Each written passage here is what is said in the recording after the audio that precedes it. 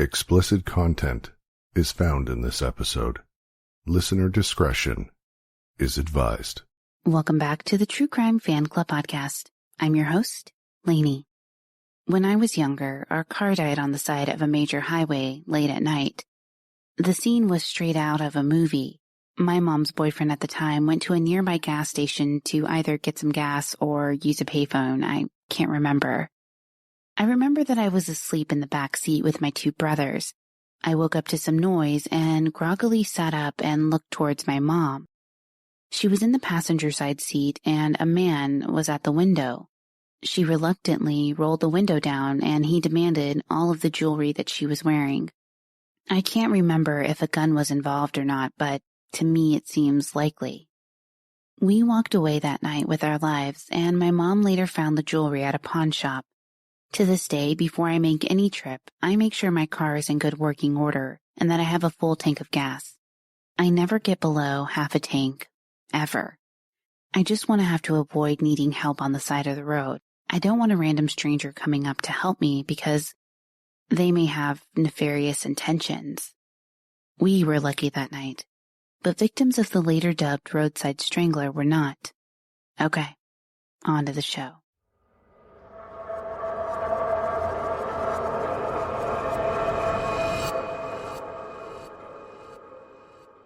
Daniel and Patricia Ross welcomed Michael Bruce Ross into this world on July 26, 1959, in Brooklyn, Connecticut.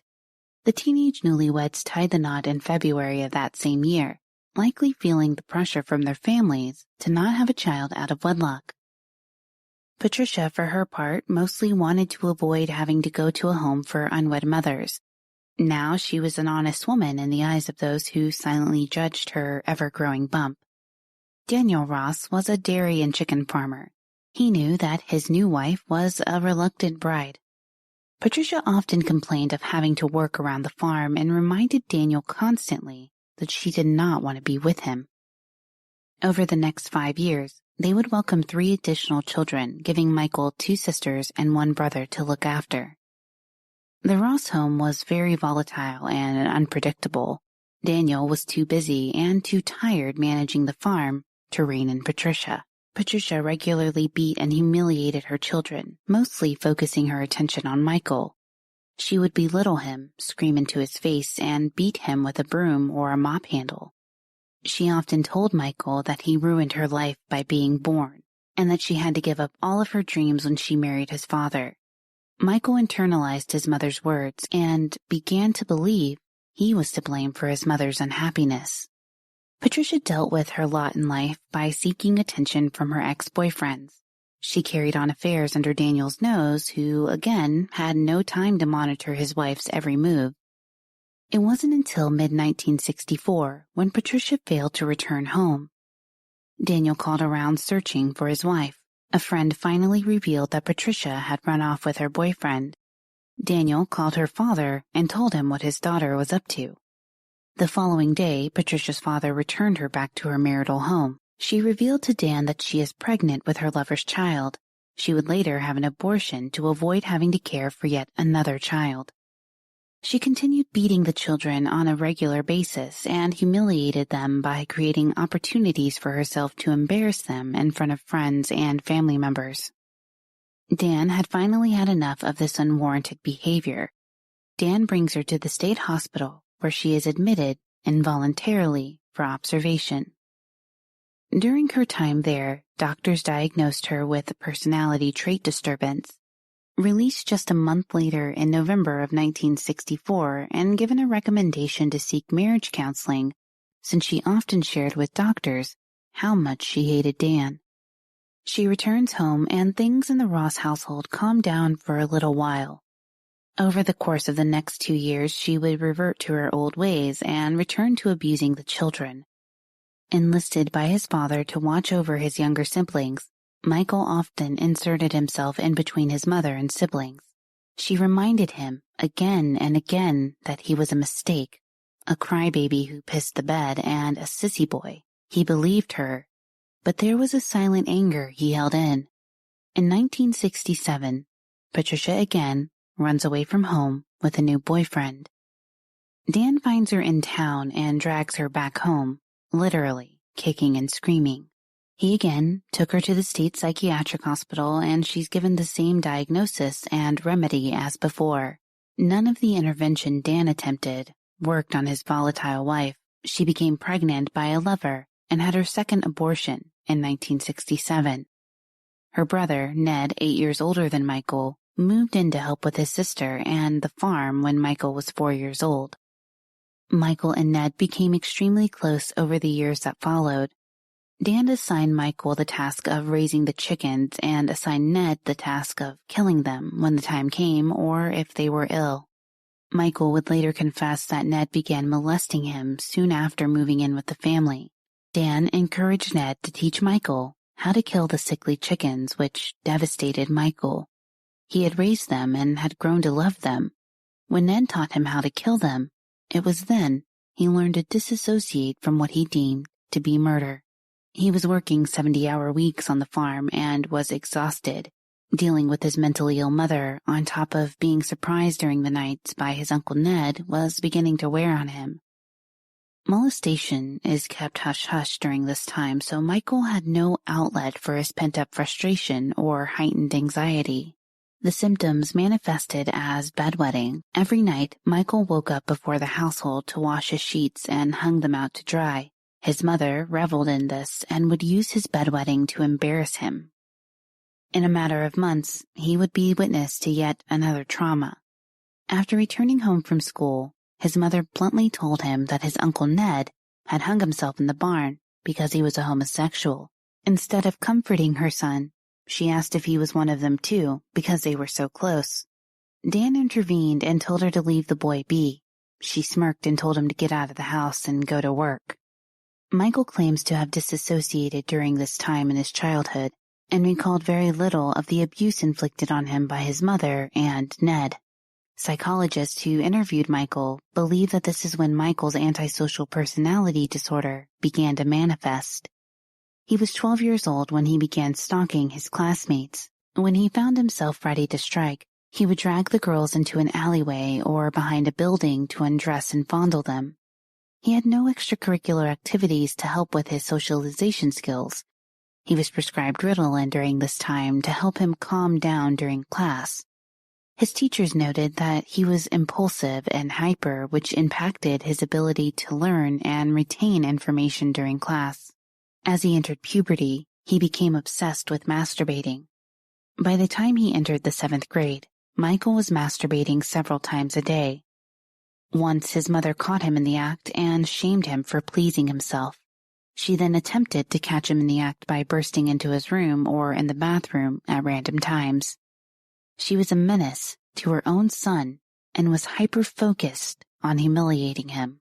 Michael didn't have any close friends. If he had, he wouldn't have been permitted to see them or have them over. Dan instilled in Michael that farm work came first. The only extracurricular activity he would allow his son to participate in was the Future Farmers of America. Michael had a recorded IQ of 122, which means he is above average in intelligence. Despite the long hours on the farm, there was nothing that Michael loved more than working side by side with his father. His father half expected Michael to remain on the farm after his graduation from Killingly High School in 1977. Michael surprised everyone when he announced that he applied and would attend Cornell University in Ithaca, New York. His mother, upon hearing the news that Michael intended to move out of the family home to attend college, tried to punish him for abandoning the family. His mother made a huge show of taking his mattress from his bedroom, dragging it through the house, and lighting it on fire. By the time he graduated from high school, Michael had weaned himself off of his Ritalin, which was a poor choice as it helped him control his impulses. When he arrived at Cornell in the fall of 1977, he declared a major in agricultural economics. He was relieved to be away from his vile mother, but dearly missed his father. He was looking forward to the new routine he had to manage as a college freshman. He continued to masturbate habitually and eventually began to realize his fantasies. He could no longer get off to pornographic magazines. Instead, he focused on violent sexual fantasies. He imagined a beautiful co-ed he would force to be a sex slave who he could have total domination over. He would say later that he made domination and control his focus because of his relationship with his mother. He became slightly more social as the year progressed. When he entered his sophomore year, he began a relationship with a young woman who we will name Corinne. A quick listener note. The women who dated Michael during his college years preferred to remain anonymous. This show will honor their wishes and give them pseudonyms. Corinne was in the Reserve Officers Training, or ROTC as it is better known. He admired her ambition and her strong will, but often dominated over her in the bedroom. He lost his virginity to her soon after they began dating, and he had copious amounts of sex to satisfy the urges he could not seem to control. When she became pregnant later that year, they agreed that she should have an abortion. Michael knew he wanted to marry her, but they weren't quite ready for a child. Despite agreeing to the abortion, Michael wanted to be her source of support, but Corinne went home over Christmas break and had the abortion alone. When she returned in the spring of 1979, she informed him of what she had done. Michael felt as if he had failed her by not being present.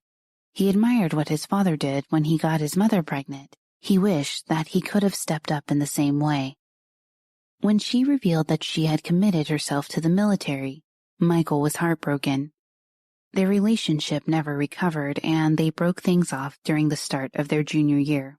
His second college girlfriend, who we will call Darby, was a freshman at Cornell when she began dating Michael. The young woman was a victim of campus sexual assault and was forced to perform oral sex on her attacker. When she met Michael, she was hesitant to begin a relationship with him, but ultimately felt that being with him would mean she was safe. Michael soon found the two an apartment and moved her in with him, much to her parents' chagrin.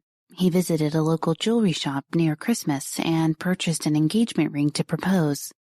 He was planning to propose during a pre-planned road trip. Much like his previous girlfriend, Michael's sex drive was strong, and he and Darby had sex every day. Despite the regularity of having sex, Michael never felt satisfied. He still dreamt of violently raping women. The fact that his current girlfriend was fearful of another sexual assault really turned Michael on and fueled his rape fantasies. As they moved into their second year of a relationship, Darby became more assertive and focused on her career. Michael did not like this shift in her personality.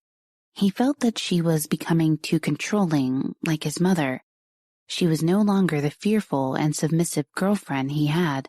During one fight, he realized that he wanted to put his penis in her mouth to make her remember the time when she was sexually assaulted. During another fight, he hit her across the face with his palm. She was shocked that the fight had escalated to physical violence. Despite the relationship being in constant turmoil, they remained in their toxic relationship. He resumed his stalking behavior and began taking walks during the evenings to get away from Darby. His method of self-soothing or masturbation was no longer effective, and he needed to relieve the pressure building inside of him. When he would find the target, he would get as close to her as possible to see how long it would take her to notice him. Other times, he would let the woman figure out that he was following her, just so he could sense her fear. Eventually, it wasn't enough just to follow them. One evening, he grabbed a woman as she left the agricultural building on the Cornell campus. He grabbed her from behind, covered her mouth, and dragged her down to the ground. The young woman was trying to fight him off once she was on the ground. She didn't have to fight very hard. As soon as she hit the ground, Michael got spooked and ran away. The frazzled woman ran for help and provided a description of her attacker. A few weeks later, he grabbed another woman from behind as she walked and dragged her across the street from a fraternity house, and then let her go. His third attack occurred when he spotted a woman walking towards a campus restaurant.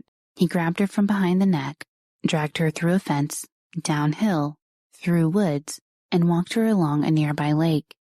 He then heard some people nearby, panicked, and then pushed her down a small embankment and ran off. Michael would later say of this attack that he thinks he would have raped her if he had not heard the people passing by.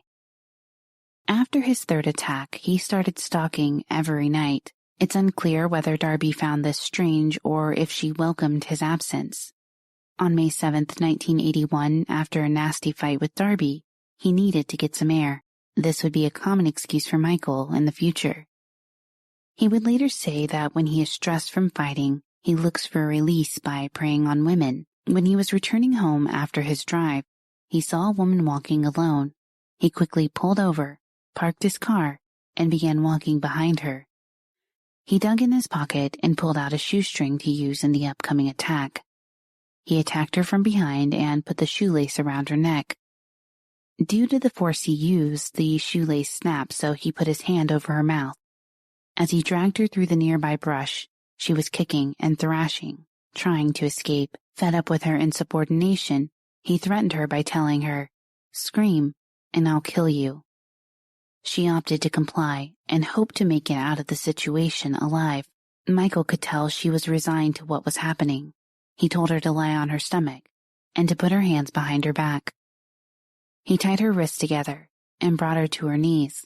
He then forced her to perform oral sex. He would share later that he loved when the women he attacked were knelt before him. It made him feel dominant. It made him feel powerful. He then proceeded to rape her, leaving her in a frightened heap. He ran back to his car and sped off. The woman was able to unbind her wrists and contacted police to report her sexual assault. The next day, Michael was flooded with remorse. The feelings of remorse that would inevitably follow each attack would not prevent Michael from taking it to the next level. Zung Nuk Tu was a 25-year-old graduate student at Cornell. She migrated from Vietnam to America when she was 10 years old.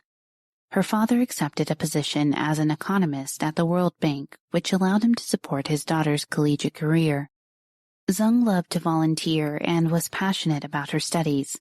On May 12, 1981, students recalled seeing her reading a newspaper in Warren Hall. At some point during the day, she left Warren Hall to Beebe Lake. Michael saw her heading towards the lake and decided to follow her. He came up behind her, covered her mouth, and drug her out of sight. He made her take off her skirt and kneel at his feet to perform oral sex. He pushed her onto the ground and made her take off her underwear. He then raped her. When he was done, he told her to put her skirt back on and roll onto her stomach. He decided at this point to murder her. Michael preferred murdering women the way he was taught on the farm. He proceeded to strangle her and pushed her into Beebe Lake. At the time, he was not sure if she was dead or unconscious. He didn't stick around to find out. He returned home and made Darby have sex with him. Zung's disappearance is immediately noticed by her landlady, who reported her missing to police. Zung was known to keep a tight schedule and rarely faltered from it. The landlady knew something was wrong when she failed to return to her apartment that evening. 5 days later, on May 17, 1981, her body was discovered in the river. Initially, it was thought that Zung had completed suicide by jumping off the Thurston Avenue Bridge.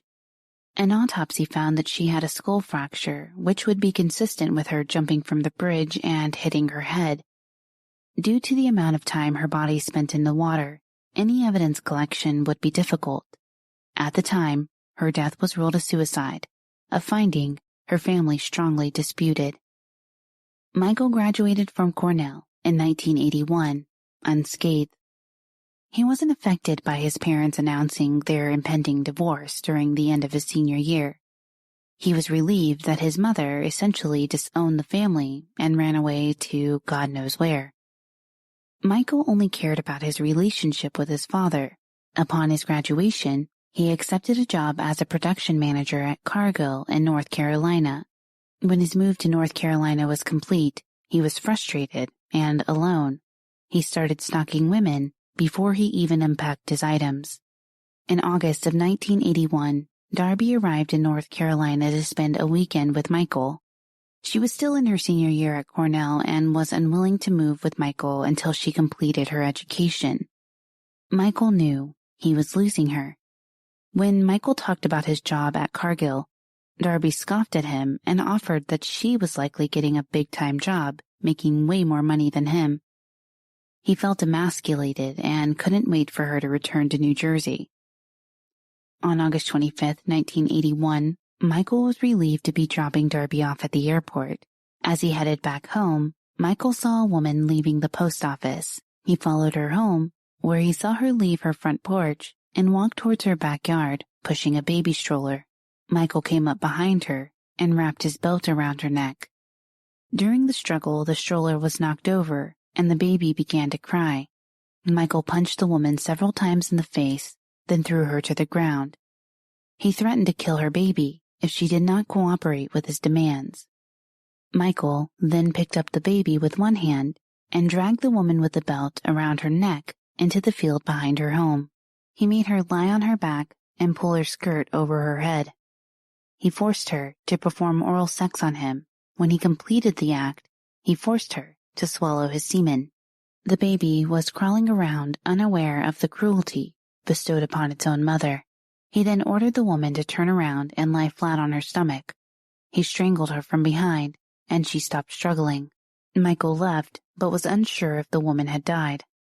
She woke up 2 hours after the attack and ran to a neighbor with her child. The woman whom Michael raped refused to go to trial, which allowed Michael to walk free. She would later be instrumental in identifying Michael through an arrest photo. Michael at this point only committed one murder. He was undeterred and continued his routine of stalking local women. A few weeks after the attack in August, Michael was sent to Illinois for management training. The training bored him and he became restless. After the seminar day was over, he went out searching for another victim. One evening, he saw a 15-year-old girl walking to buy cigarettes at a motel. While she was walking, she became suspicious because a car drove by her multiple times. When she arrived at the motel, she saw the same car with the same driver watching her.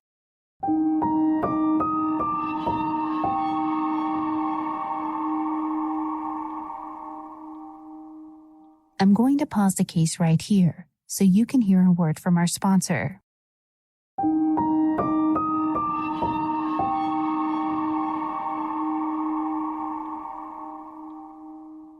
As she walked back home on a well-lit path, Michael parked on the side of the road, came up behind her, grabbed her around the neck, causing her to scream. He put a knife to her throat and dragged her into a nearby wooded area, taking her deeper into the woods. He threw her onto the ground and put a handkerchief in her mouth. He put the coat that he was wearing on her backwards and then told her to lie flat on her stomach. He took his belt off, put it around her neck, and rolled her onto her back. He sat on her while keeping the belt tight. Michael didn't know that someone had heard her scream and called the police. Police began searching the woods, which prompted Michael to run off. The girl called out for the police, who were able to unbind her. As police drove the victim home, she saw his car on the side of the road and informed officers that it belonged to the man who attacked her. The police waited for him to come back for the car and arrested him on the spot. When he was allowed his phone call, he called his parents to bail him out. He was charged with unlawful restraint and took a plea where he was sentenced to 2 years of probation. He resigned from his position at Cargill shortly thereafter to return home to Brooklyn, Connecticut. He made the odd decision to live with his mother while returning to work with his father. When Darby came to visit him for Christmas in 1981, she pretended not to know about the arrest, though she would later share with authorities that Patricia had called her to share the details about the crime. She told Michael during her visit that she wanted to postpone their upcoming nuptials. The news devastated Michael and put him into a tailspin. 17-year-old Tammy Williams was a high school dropout who was considered a street kid. She worked at King's department store as a clerk. It was January 1982, and Michael prepares for his late-night stalking routine. On January 5, 1982, Tammy spent the night at a friend's house, then went to see her boyfriend at around 9 in the morning. She hung out with him for about an hour and then headed back towards her home. She stopped by Brooklyn Bowling Alley to meet up with 2 friends. She spent less than an hour visiting with them before she told them she had to work that night and needed to get ready. Around 11 a.m., Michael saw her walking along the sidewalk. He pulled his car off-road behind her. Michael, emboldened and focused, paid no attention to how obvious his stalking was. Multiple witnesses saw what he was doing, but no one intervened. He was able to grab her from behind, took her to his car, bound her, and drove her about a mile away to a deserted area. He pulled over and hid in a secluded area. He drug her deep into the woods and she thrashed, putting up a fight for her life. He made her undress, perform oral sex while on her knees, raped her, and then made her get on her stomach. He straddled her back and then strangled her. He put her lifeless body into his trunk and drove around, looking for an appropriate dump site. He found a swamp-like area of the woods and placed her in the muddiest part, covering her with grass and sticks. By noon that same day, Tammy's purse was spotted on the side of the road. The person who found the purse turned it into police. Her disappearance was reported the following day. When police searched, they found no other clues as to where Tammy went. Witnesses who saw what Michael had done in broad daylight reported it to authorities, but all leads were to a dead end. The case quickly goes cold. Michael would visit her dump site many times, later telling authorities that he didn't, quote, masturbate or anything weird like that. Once his probation ended, he accepted a position as assistant complex manager at Croton Egg Farm in Croton, Ohio. He wanted to visit Darby at Cornell, as they had not seen each other since Christmas. When he surprised her in March of 1982, he was enraged to see her with another man. Darby tried to calm Michael down by saying the gentleman was just a friend from class. Michael needed to cool down and stormed out of the apartment, intent on returning home and possibly finding a new victim. On March 1st, 1982, Michael drove through Wallkill, New York. On his drive, he saw 16-year-old Paula Pereira hitchhiking. She was a good student and voracious reader who had a difficult home life. She had left school early that day because she wasn't feeling good. She called her boyfriend and told him that she would be visiting him later that day. Michael pulled to the side of the road and offered her a ride to her next destination. Paula readily accepted and thanked Michael for helping her out. She disclosed where she would be heading, and Michael drove towards the location. At some point into the drive, he diverted from the route and pulled over into a deserted area. Paula's stomach sank when she realized what Michael was doing. He drug her out of the car, made her undress, perform oral sex, raped her, made her get on her stomach, and then strangled her to death. When he was sure she was dead, he got back into his car and drove home. Much like his previous attacks, Michael claims to have felt immediate remorse after the act. Michael was growing more and more stressed with his relationship with Darby. He knew that once she graduated, that she was going to leave him. He couldn't handle the continued rejection and channeled his stress into the only thing that could relieve the pressure. Michael was now living in Johnstown, Ohio. He got into his car and drove around searching for a woman to violate. On April 26, 1982, he saw a woman leaving a laundromat at around 10:30 p.m. He followed her to her home, and little did Michael know, his intended victim was an officer for the Columbus Police Department. He knocked on her door, introduced himself using his full, real name, and asked if he could borrow a flashlight. She handed him the flashlight, and when Michael returned, he asked if he could use her phone book to call a tow truck. She agreed and let him enter her home. He closed the door behind him and proceeded to grab her around the neck, throwing her to the floor. He straddled her, choking her with one hand while repeatedly punching her in the face. During the struggle, she got one arm free and yanked at his hair.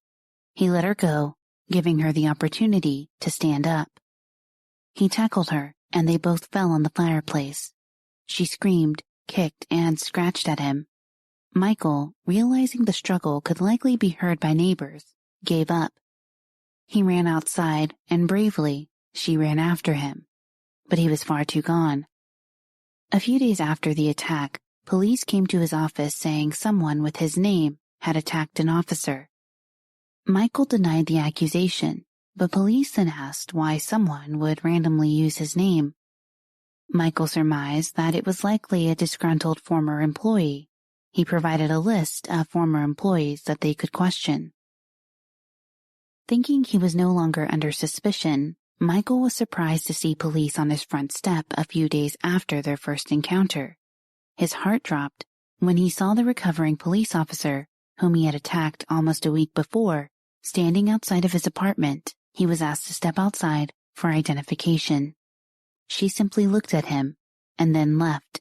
He was relieved and, again, thought he got off scot-free.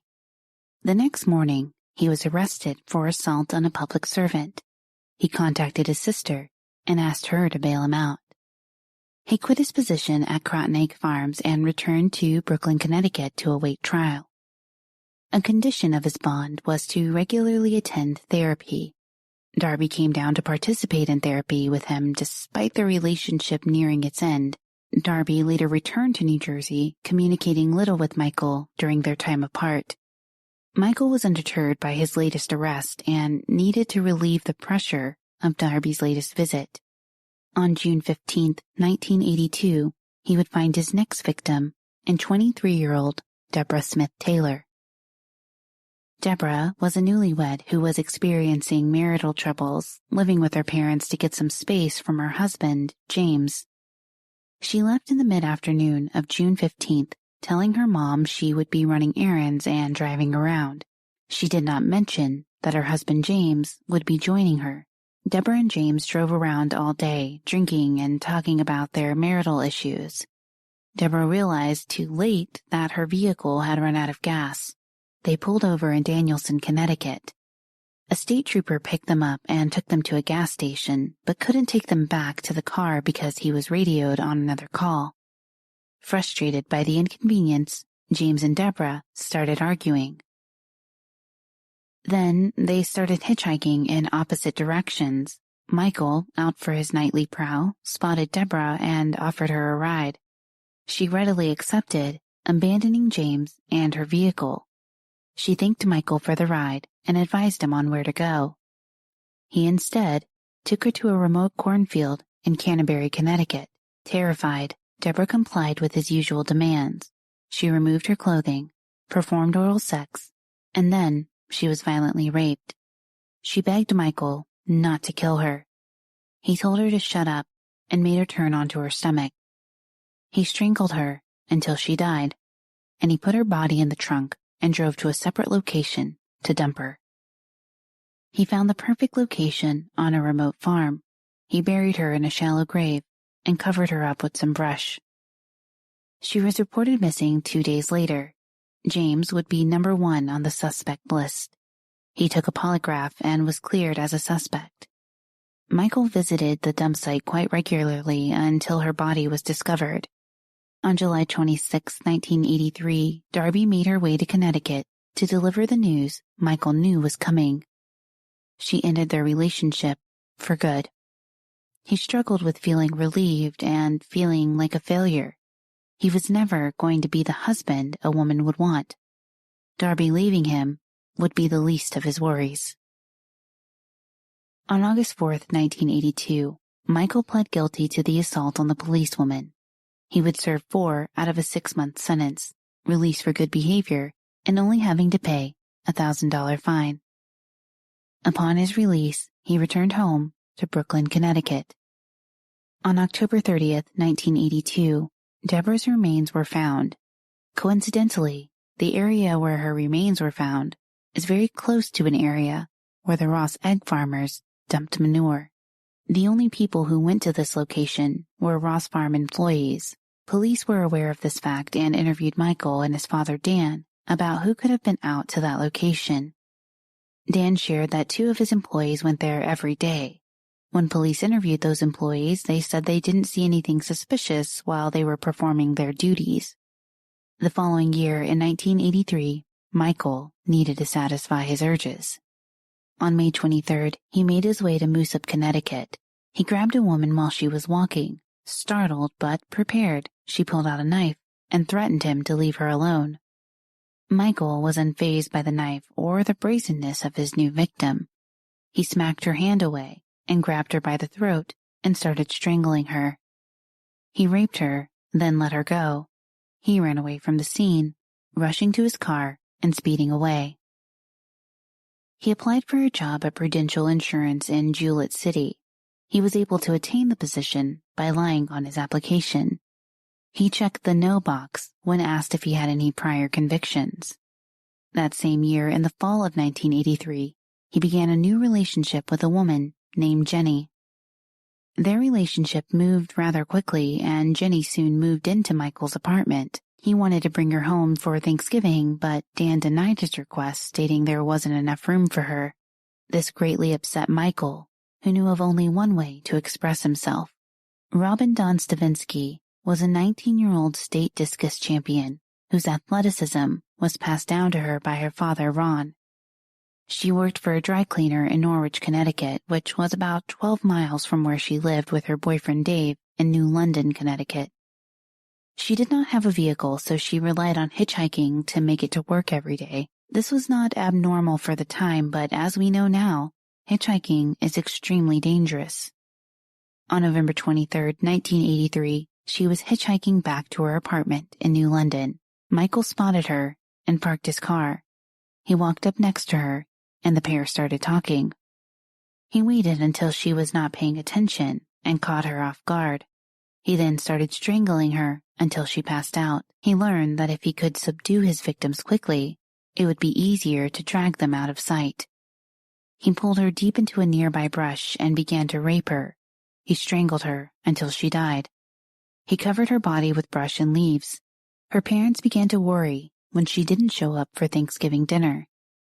A week later, joggers spotted her body and ran to a payphone to call police. Robin's stepmother heard that a body had been found in Norwich. She contacted the police and gave a description of Robin. She was then asked to come into the station. Michael was far from done, but was beginning to experience troubles at work. He is constantly coached over his performance and poor sales. Discouraged, stressed, and upset over the feedback, he wants to go back out and kill. April Bruni and Leslie Shelley were 14-year-old best friends since elementary school. Leslie attended 8th grade at Griswold Elementary, while April was in 9th grade at Griswold High. The girls made plans on Easter Sunday to hang out after Leslie got out of church. On April 22, 1984, Leslie went to church that morning as planned and then went to hang out with April for the rest of the afternoon. The girls wanted to head to Jewett City, which was about 3 miles away. Leslie called her father and lied that she and April were headed to the movies and that her parents would be driving them. April told her mom that they were going to get pizza and that Leslie's parents were giving them a ride. Instead, the girls began walking towards Jewett City. There is no account of what the girls did while they were there. The girls each had a curfew of 8:30 p.m. They realized that they were not going to make it on time and decided to hitchhike as opposed to walking home. Michael spotted the two girls walking along Route 138. He stopped to offer the girls a ride, which they accepted. He took them past where they wanted to go. They pointed this out but were ignored. Panicking, they said they wanted to be dropped off at a gas station. April pulled a knife out from her pocket and tried to make him stop. Scoffing at her attempt, Michael reached over, grabbed the knife from her hand, and threw it on the floorboard. He drove to Beach Pond in Rhode Island and parked the car. He bound each girl's hand and foot with a piece of cloth. He put Leslie in the trunk to keep her contained. He untied April and made her walk with him to a more secluded area. He raped her, turned her on her stomach, and then strangled her with the cloth he had bound her hands with. He returned to the car and strangled Leslie. He would later tell authorities that he did not rape Leslie, only sodomized her, but he did not actually commit that act. The reason he said this will be explained later, but an autopsy conducted on Leslie showed no signs of vaginal or anal rape. When he had successfully killed both teens, he put their bodies in the trunk. He drove back to Jewett City and dumped their bodies in a culvert near where he had picked them up. Nearly a month after murdering the two teens, in May of 1984, he broke things off with Jenny. The reason he gave for the breakup was because she fought with him too much, and that's all he did with his previous girlfriend, Darby. She, he told her, reminded him of his mother. After Jenny moved out, Michael felt free to resume his stalking. On June 13, 1984, Michael spotted 17-year-old Wendy Barbialt walking along Route 12 in Lisbon, Connecticut. It is known to be a very busy road. Wendy had left a note on the kitchen counter for her mom at about 4:00 p.m., saying she was going to walk to a nearby convenience store. Michael pulled his car over and walked up next to her. She felt something or someone rush up behind her, and before she could turn around to look, Michael had grabbed her from behind, covered her mouth, and dragged her into a wooded area. He followed the same MO as in his previous rapes and strangled her to death. There was a stone wall nearby that he dragged her body to. He removed some of the stones and covered her body with them, hoping she wouldn't be found. When Wendy did not return home, her parents contacted police and went out searching for her. Her body was found on June 15, 1984. Michael Malchik became the chief investigator over Wendy's case. He was combing through tips that were coming in from multiple witnesses. They called in saying they had seen a man in a blue Toyota get out of his car and grab Wendy by the arm. Malchik, using the make and model of the car and brief description of the attacker, came across Michael Ross's name. Michael's past convictions made him a viable suspect. On June 28, 1984, he went to Michael's apartment to talk to him about his whereabouts that day.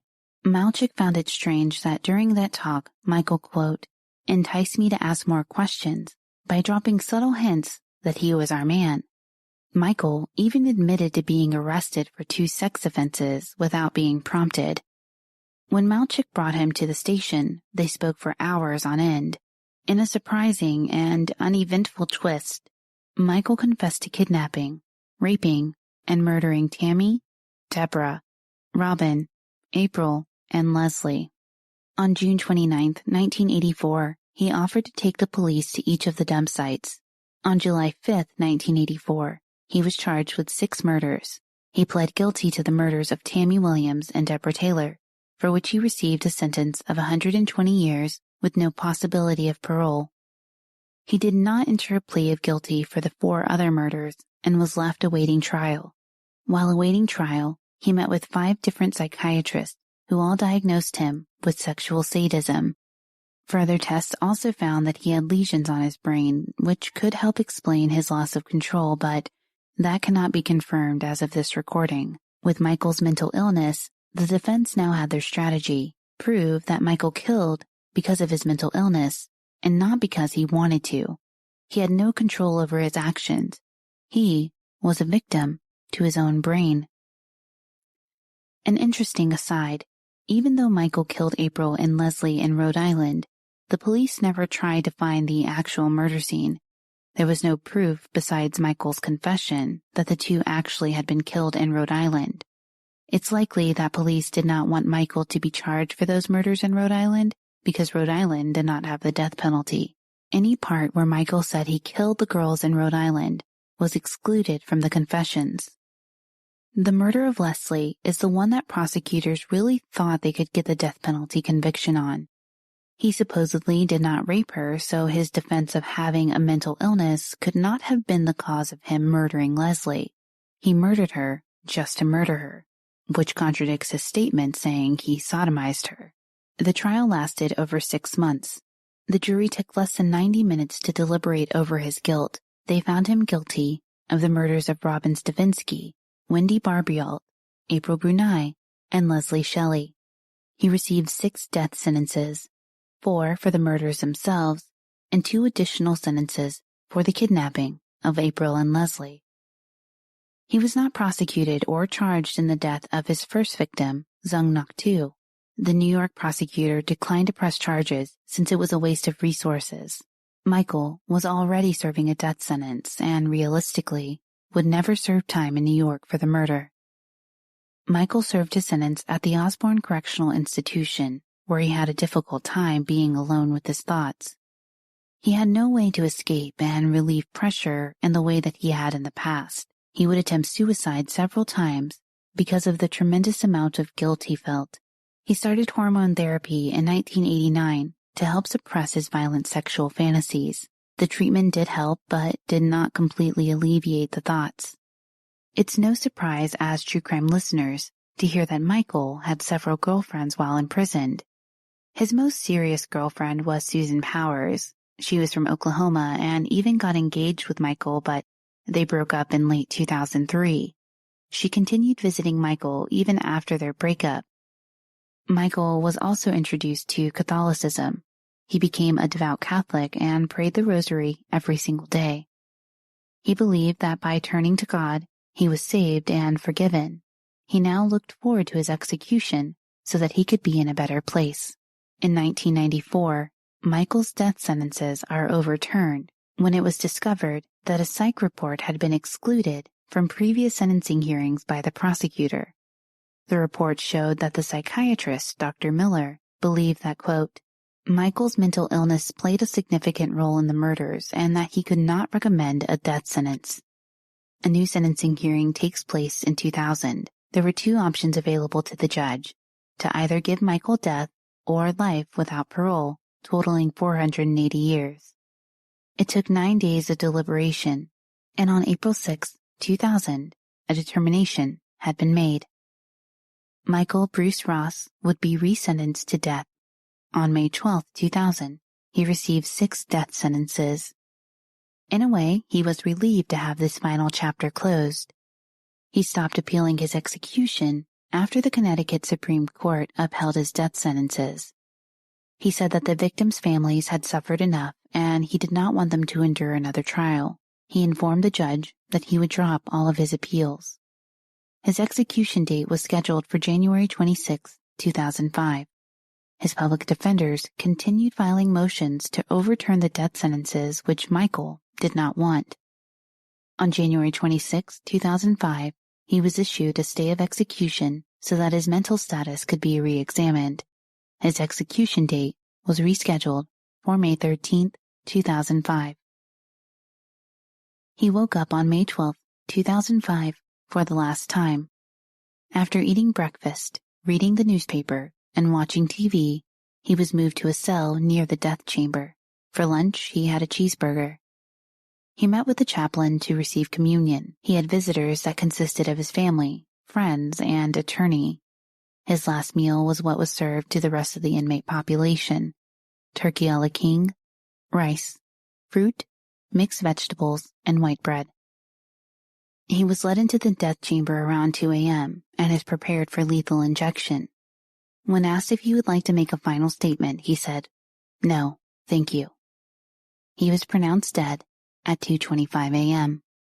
Michael was the 127th person to be executed in Connecticut, the first person to be executed in Connecticut by lethal injection, and the first person to be executed since May of 1960, when Joseph Taborski, a gangster who had robbed and murdered his way around Connecticut, was executed.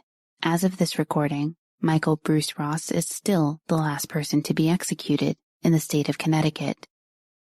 The book, The Man and the Monster, by Martha Elliott, was a great read and incredibly helpful in the research for this episode. Martha began talking and visiting with Michael in 1995 and continued talking to him daily until his execution in 2005. The book gives a lot of detail about Michael's sexual sadism and the time he spent with psychiatrists. The book really helps people understand why Michael did the things he did, and I highly recommend it if you want to know more about the why behind Michael's actions. Okay, fan club members, as I conclude this episode, my one question to you is, how will you sleep tonight? Thank you for listening. If you enjoyed this episode, please be sure to leave us a positive review on Apple Podcasts or your podcast player of choice. It really does help us out. You can find me on most social media platforms: Twitter at TCFCPod, Facebook.com/TCFCPodcast, Instagram TCFC_podcast. And of course, our website is truecrimefanclub.com. If you have an episode request, send us an email, tcfcpod@gmail.com. Music for the show is provided by We Talk of Dreams. Check him out on Twitter at WeTalkOfDreams or WeTalkOfDreams.com. Audio engineering was provided by Ches Gray, who manages Ches Gray Music. Content warning at the top of the show is provided by Tyler Allen, host of the Minds of Madness podcast. Research provided by Haley Gray, co-host of the Murder Road Trip podcast. Content editing by Brittany Martinez.